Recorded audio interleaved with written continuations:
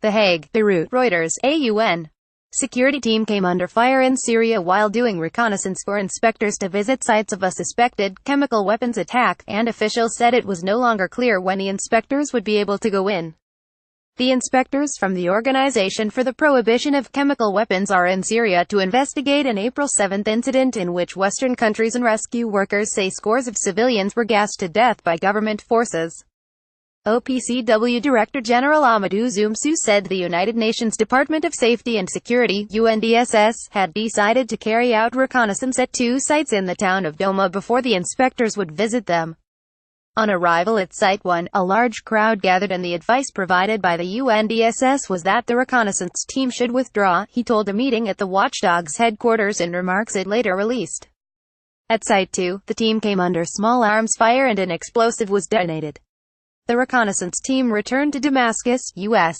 Defense Secretary Jim Mattis blamed the Syrian government for delays in inspectors reaching the sites and said it has a history of trying to clean up the evidence before the investigation team gets in.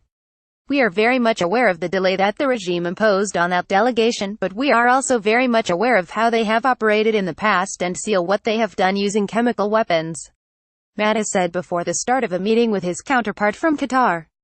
The United States, Britain and France fired missiles at Syrian targets on Saturday in retaliation for the suspected chemical use.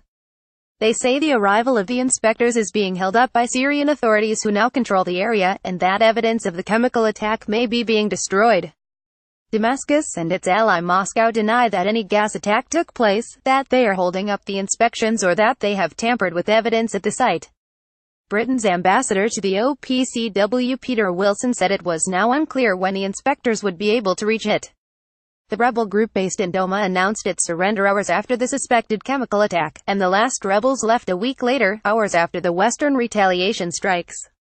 The U.S.-led intervention has threatened to escalate confrontation between the West and Assad's backer Russia, although it has had no impact on the fighting on the ground, in which pro-government forces have pressed on with a campaign to crush the rebellion. Assad is now in his strongest position since the early months of a 7-year-old civil war that has killed more than 500,000 people and driven more than half of Syrians from their homes. Delay causes dispute. The OPCW team will seek evidence from soil samples, interviews with witnesses, blood, urine or tissue samples from victims and weapon parts. But, more than a week after the suspected attack, hard evidence might be hard to trace. An official close to the Syrian government said the UN security team had been met by protesters demonstrating against the US-led strikes. It was a message from the people, said the official. The mission will continue its work, the official said. Doma was the last town to hold out in the besieged eastern Ghouta enclave, the last big rebel bastion near the capital Damascus. Eastern Ghouta was captured by a government advance over the past 2 months.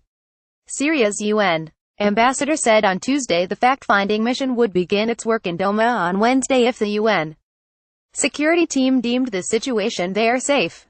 The Syrian White Helmets rescue organization, which operates in rebel-held areas, has pinpointed for the OPCW team the places where victims of the suspected attack are buried, its head Raed Salah said on Wednesday. A boy stands on the rubble of damaged buildings in the city of Doma, Damascus, Syria, April 16, 2018. Reuters, Ali Hashisho Doma hospital workers who stayed in the town after the army recaptured it have said that none of the people injured on the night of the attack were exposed to chemical weapons. Medical charities operating in opposition-held parts of Syria have dismissed those statements as propaganda, given under duress now that government forces control the town. Reporting by Anthony Deutsch and Toby Sterling in The Hague, Layla Bassam, Tom Perry, Dalian M. and Ellen Francis in Beirut, and Idris Ali in Washington. Writing by Ellen Francis, Tom Perry in Beirut. Editing by Peter Graff and James Dalglish. Or Standards. The Thomson Reuters Trust Principles.